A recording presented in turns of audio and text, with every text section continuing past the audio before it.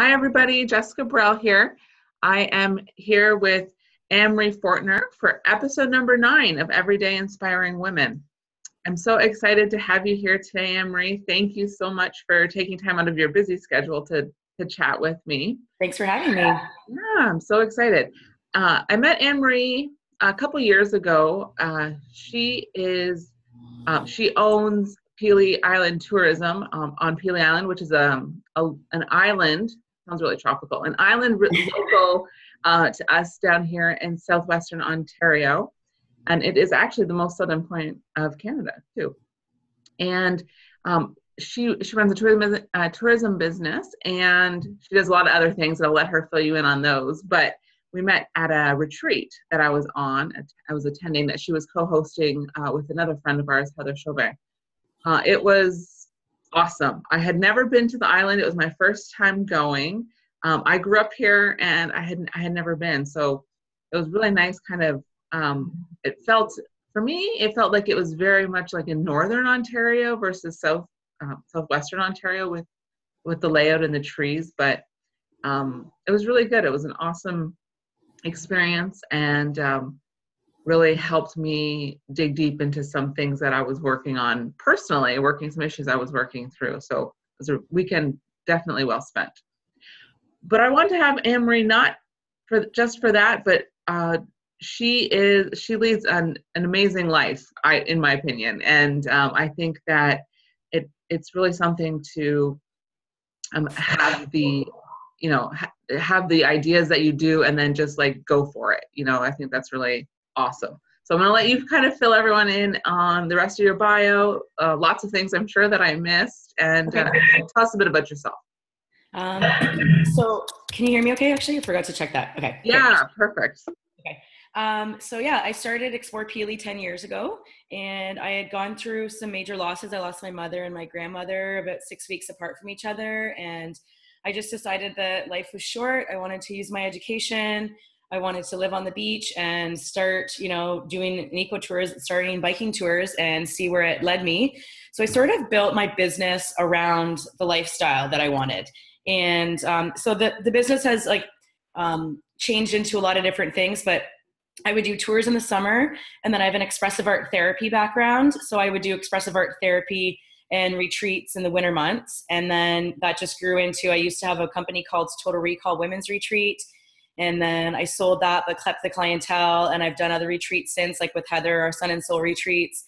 And I have a few ideas brewing right now, but nothing for sure upcoming. But it was through that I started the Lift series, which was for about 6 or 7 years. I've been doing rotating wineries and breweries and doing inspirational networking talks.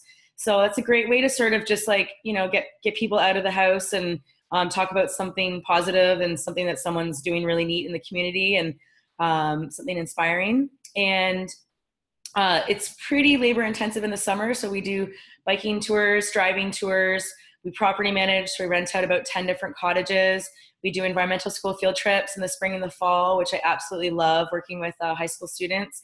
And we also, sometimes I teach at the public school or different things. I sort of wear many hats, Jill of all trades, but I really love the diversity that my life has, and I like switching it up. But sometimes one of the things I struggle with is diversifying so much that you sometimes dilute a few things that you're really good at. So, but yeah, I do really like if I have a crazy idea, sometimes sometimes they're mistakes, but other times they work out well. Or if you look at everything as a lesson and a learning experience, then it's a nice lens to fall back on. And so I like to experiment with things and try them out. And that's kind of what I've been doing. Oh, that's awesome. So typically I like to talk about people who their story and the obstacles that they've faced and how they kind of worked through them or overcame them. And, I don't want to put words, I feel like one of the bigger obstacles that you brought up, but not a bigger one, a big obstacle was, the loss of your mom and your grandmother. But out of that really drove you to take more action in your life. You want to dig into that a little bit more, and just, how that happened? Yeah, it was very transformational for me to, obviously, my mother had ALS, Lou Gehrig's disease, And I just, like I set my life on hold for a couple of years to help take care of her. And I have no regrets about that. It was really hard and difficult, but very beautiful to be there and see all the love around her and be able to help her out in her last few years. But it really just made me like, life is short, and I've experienced a lot of death after that as well too. And every time it's just another wake up call to like, life is short. What do you want to do with this life? And we all have decisions and choices that we make. And I'm not going to say I'm perfect and I don't make bad decisions, but as long as you can kind of like keep on striving for and resetting goals. And so yeah, there's definitely a lot of, and even just the challenges of having a business on an isolated island in an isolated community, and having a seasonal business that's, it's only really for years. And even still now, but I try to make ends meet within 4 or 5 months of the year and try to stretch it out for 12 months. So I am a minimalist, which is sort of goes hand in hand with what I can afford, right? But I do feel like I live a very rich life. And I do the things I want to do. I spend time with people I want to spend time with. Every year I go somewhere different and new, and I feel like I have an amazing circle, or several circles of awesome friends around me. So at the end of the day, if I were to die tomorrow, I definitely would die happy and with a lot of loved ones around me. So that's pretty incredible. I think, yeah, life is short, and it's like, there's just one, we just have just one of them. That's it. Yeah. Oh, that's awesome. I loved watching you last winter, while you were sailing in southern, it was like South America, kind of like Central and South America. Well, actually, why don't you just tell it, because you're going to do a much better job than me. Okay. So it all started where I thought, after Heather and I did one of our retreats in California, our first Sun and Soul retreat, I met this awesome man afterwards, and we totally fell for each other, and we had this long distance relationship for a while. And then we just were talking about next steps, and I was going to pack everything up and move out there, and he got cold feet, which was fine. But then I thought, you know what, I was like yearning for adventure and for change and to do something different than just to stay in Essex County for the winter. So, and I thought, well, before on my bucket list, I wanted to get married and have kids, and I thought that's the direction it was going. And I thought, well, before, relationship aside, what's my bucket list again? And one thing on my bucket list was I'd always wanted to learn how to sail. So I thought, like, how can I do this? So I drove to Florida, and so I stayed with some friends and had some cool adventures along the way down there. Then I took a 1-week certification course it's kind of like the glorified WMIS to work on offshore boats. Oh. And so it wasn't really like anything on boats, but then I was certified to work on boats and did all the medical stuff for it. And I went to a few networking events, and it just seemed like there was a lot of mega yachts in Fort Lauderdale, and it wasn't really my scene. So I just decided to look up on some cruisers forums, people that needed crew. And someone had told me, like, just go to marinas and talk with people, and if you're friendly and you're like strong enough, and like people will just like have you on their boats. And I thought, well, it can't be that easy. Well, it really was that easy. After the first couple I met, we went from Fort Lauderdale to Key West, and then and that was we took 21 days to go to all of the Keys. It was like a 4-hour drive, but we stopped, and like sailing, it takes a bit longer, and we stopped and explored quite a bit. And then from there, I met someone else on another boat, a 44 CNC, and we sailed from Key West to Honduras, Roatan. So that was like 7-8 days offshore, which was really cool. Just, being able to navigate, watching the stars, and like, I'm such an outdoors person. Like I love people, but there's something about being in the middle of nowhere, just with the elements, that makes me feel so much like just so much myself, and so alive. And then I met a family in Honduras that was doing they were going to Panama. So I went from Honduras to Colombia to Panama. And then I actually met up with one of our good friends, Jill, who was at the retreat too, and hung out with her for a little bit. And then I met this awesome group of people, actually small, like long story short was I was meeting these people at the marina looking for another boat to go on. And this boat sailed up, and they were from California, and I sort of picked their brain as to where they were from in California, and they were from the same small mountain town as my ex-boyfriend, and they knew him. And I just thought, like, it's such, everything came full circle. And I thought, you know, I probably wouldn't have gone on this trip if it wasn't for them. And even now I'm still in contact with the captain, and it was a female captain, and I'd always wanted to sail with a female captain, and she was amazing. And yeah, so I sailed and surfed with them, and then we went from Panama to Costa Rica, and it was, yeah, about 5 months in total of not planning a single thing. Like, for half the year, and most of my business is planning other people's vacations and coordinating staff. Like, I have a team of about 10 that works with me in the summertime, and only about 2 of us that work in the wintertime. But it's a lot of logistics, and I really enjoy no cell phone, being, you know, out in the elements, and not planning everything, because life never really works out always as you planned anyways. I mean, I think it's good to have a vision and an end goal, but that's always, like, that's my style of travel and living life, is just being open to what's around me, and, you know, the doors that are opening, and, you know, not always, it's so metaphorical, but not always, you know, struggling to be like, why did that door shut? You know, it's like, well, there's all these other doors that are open, and keep on, you know, flowing through. So short of the swimming. I was kind of a pirate last winter.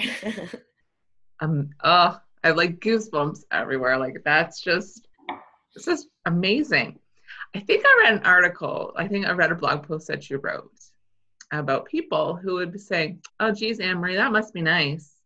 You know, and that hit me. And I thought, I love the way you responded to that. And if you wouldn't mind just kind of talking. So, must be nice, Anne-Marie. Yeah, I started just, I was getting that a lot. And, you know, and I feel like there's a certain level of, you know, like, with the retreats and with the inspirational networking talks and different things that I stand for, there's a lot of vulnerability and being open to people and telling people, like, what you're doing. And, you know, it was the first time I'd ever really, like, documented more of a trip like that but also I run a travel and tourism company. So it goes hand in hand with showing people where I'm going and checking out cool places. But I was just sort of getting a little bit, you know, like, it's just that, you know, people want what they don't have, but they're not willing to go for it. And they're willing to attack people that are, like, living on the edge and going for it. And I thought, you know, like, and I've been thinking about it for a while, and I thought, I have to write this, because it was like, and I just sort of, you know, like, I just sort of said, yeah, it must be nice. And then I wrote all these reasons why. You know what? Must be nice. You know, like, I've worked my butt off for 10 years to build a business, and I had, you know, every summer you know, sometimes I work 7 days a week for 6 months, you know, even though I try to change that business model all the time. The business of tourism and the way it gets busier, and you just have to handle things as they come. Sorry, echo a bit. You sound good to me. Okay. Okay, I guess it's stopped now, so that's perfect. Yeah, just, you know, there's a lot of sacrifices that one has to make to reach their goals. And I feel like I've put a lot, you know, not been able to go to family weddings or friends gatherings, and, you know, like baby showers, or a lot of different things. And I always had to, you know, I had to put my business first as I was building it. And not even that, but just, you know, there's just, you know, everyone's been through ups and downs, and it's almost like I didn't want to put, like, a shit list of stuff that was shitty that happened to me. But it was like, you know, I've been in that, like, abusive relationship where I didn't know if I could, you know, like, you know, leave the house, and, you know, and I was going to, it just, you know, everyone's got something, right? And I just kind of felt like I needed to, like, snap people out of, like, you know what, like, you know, and doing what I did was actually the cheapest, you know, like, yeah, I was traveling for 5 months, but I probably only spent like $5,000 while I was gone, because you're not, like, if you want the adventure and you like to travel, like, if I were to stay at a 5-star resort for 5 months, like, that's just not feasible for my lifestyle. And nor would that even be, like, up my alley. I wouldn't want that anyways. But, you know, it's just, I think I just felt like there was all this negativity coming towards me. And I was just like, it was just people being envious and jealous. And I just thought, you know what, like, I'm finally at a place now where, and I had actually just finished paying off all my debt, and I'd reached sort of more of those goals. And I thought, like, I need to celebrate this. I've worked so hard to get to this point where I can go on like a guilt-free vacation. And it, you know, and just, it was an adventure. It's more than a vacation, I guess, if you're gone for 5 months, but, you know, I still would work. When I got to port, I would, you know, check my emails, and I would, you know, I was still applying for grants, and I'd be at a marina, and I'd be hiring people through Skype or through Zoom and different things like that, you know, so I was still working, but just on my own terms. And it still took a lot of work, but it wasn't, you know, it was really nice just to be there and to have that. But yeah, like, again, I feel like sometimes people need to be snapped out of it. It's like, why, you know, people that are really angry and envious and jealous of something that I've worked really so hard to get at. And, you know, but the grass is always greener, you know, like I can say that it must be nice to you to have like a husband and a house and 3 kids or 4 kids. I'm not sure how many kids you have, but 3. Yeah. So I thought, but it's like, you know, the grass is always greener. Like I would love to have that. And that's not what I have right now. So I'm going to embrace exactly where I'm at. And, you know, I'm a successful woman in my mid-30s and single. So I have time to go for my goals. So why not? Totally. And they're only seeing it's like one snapshot of your year and your life. And then, you know, that's what they're reacting to. And it's like you said, I think you work 7 days a week. I'm sure you work like 12-hour days on the island, like, because it's just nonstop there. Oh yeah. It's great. More than that, definitely at times. Probably. Yeah. So yeah, I think that's a really good message. And, you know, not judging, you know, just taking a look and like, not just jumping to conclusions and saying, oh, wow, yeah, you just woke up one day and said, I'm going to just go away for 5 months. There's a lot of stuff in the background that was happening all along. And people just sometimes yeah, just but it makes me sad actually that like a lot of people never go for their dreams and like set goals and talk about them and never do anything about them. So if anything, I felt really vulnerable in that blog post and in some of the other blog posts I did too, but I thought like the more vulnerable, and I find this in life in general, the more vulnerable and open and real you are with people, the more people like love you and respect you for being who you are. So I felt like I came back and I had a lot more respect from people too, that, you know, like know that they just, I know, I just felt like there was a lot more of love and respect and people that were like, I was, you know, people I didn't even know that were like, you know, watching me online doing stuff. And they were like, I loved everything you were doing and it made me do this. And that's at the end of the day, like that, you know, just to inspire other people is what, you know, one of my like core values. Oh, that's awesome. That's nice. It always feels nice when people share that with you too. That's awesome. Yeah. Oh, so good. Yeah. I love, I feel like going away for 5 months is a little bit of, you know, some self-care in terms of like doing things that are core desired feelings, things you want to do. But from the day-to-day perspective, I love self-care. That's something that me and my community talk a lot about. And what do you do to make sure that you're doing self-care? Let's use the summer as an example. So when you're working 7 days a week, 16, 18-hour days, you know, how do you fill your own cup? How do you make sure that you're practicing your self-care over the summer in your crazy season? I go to bed early if I can. And I wake up earlier so that I live right on the beach on the east side. So I'll watch the sunrise and I'm on call, but the business doesn't get too busy until 9 or 10 in the morning. So if I wake up at 6, I can have maybe 3 hours to myself or 2 hours to myself. You know, like journaling, going for walks, like having some kind of physical goal, whether it's a race I'm training for. I have really just, eating healthy and like prepping food, kind of like a lot of stuff that you do too. You know, it's like I like to eat healthy and make sure that I have, you know, good food for the week and good rest and lots of water and also just like connecting with other people, like other entrepreneurs and other people that are either, you know, going through the same thing with their business when it's super busy or just that get my lifestyle or just reaching out to someone, you know, but it's, but I do spend a lot of, because when I'm in the public all the time for the business, I spend a lot of like alone time, just chilling out, staring at the water, you know, and trying to like just sort of decompress. But And I do a lot of like little, 5, 10 minutes, 20-minute like YouTube meditations and stuff too. So it's like an easy way to like go to bed or to wake up in the morning, and then, a gratitude journal and just journaling. I'm not going to say I'm perfect at that. I love to do my morning pages, but I don't always do it. So, but even just the solitude and being quiet and staring at the water sometimes is all I need, even if it's just for a few minutes. But that's sort of like my time. That's kind of why I strategically like to get up earlier, because I feel like I don't have the demands of like the 9 to 5 or the 9 to midnight going on. So, and it's a really peaceful place to be, like going for a drive. Even if I do have, say, like an early morning taxi ride, it's like picking someone up and then like driving through the vineyards and driving to like, the West Shore and dropping them off. And I know all the people that work at the ferry, and, so it's a really friendly place there too. So it's nice to, even if I do have to get up early and drive someone somewhere or take care of something, like it's in a really beautiful spot, and it's I'm on the beach, so I can't complain. Yeah, that's awesome. I love all the pictures you take over the summer of the sunsets. I mean, the sunrises from in the morning at your place. It's like, it's a nice way for me to wake up, because I don't get that. So it's like, unless I'm like driving into the sun, but outside of that, it's not quite the same. Oh, that's awesome. So what types of, like, what do you think is coming next for you? So as for like themes, like I find life, we keep kind of themes will pop up and we bump up against them, and we keep learning things or growing through them.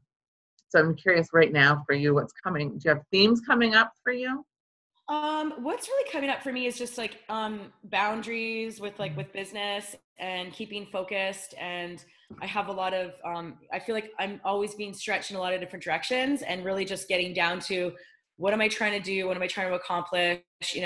And if I have like all these people and these things that are trying to take my attention, it's like what is going to get me to where I want to go.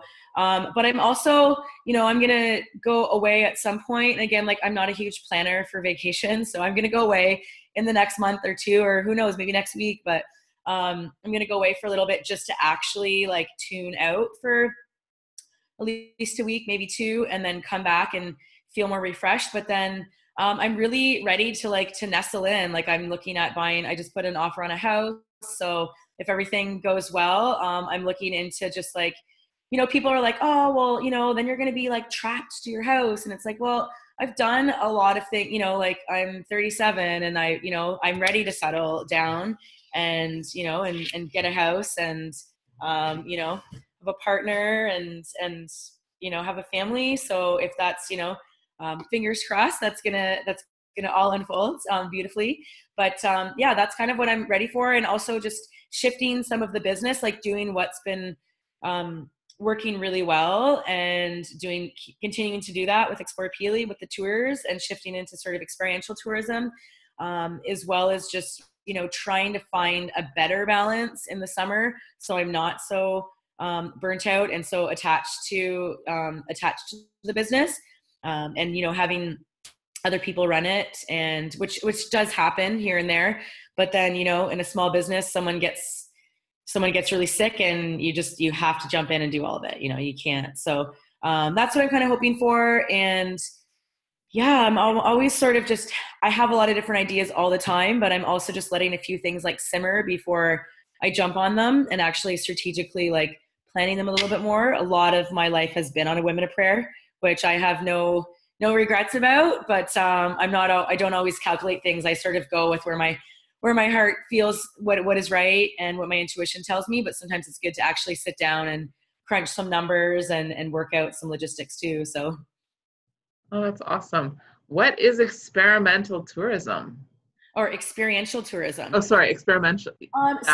Shifting away from being doing like an actual tour where someone stands there and tells you everything. It's like, we sort of already incorporate some of that into our tours, but even in some of, the women's retreat stuff that we do, it's like walking out to, the most southern tip on the beach and feeling the air like breeze against your face and sitting down and doing a meditation.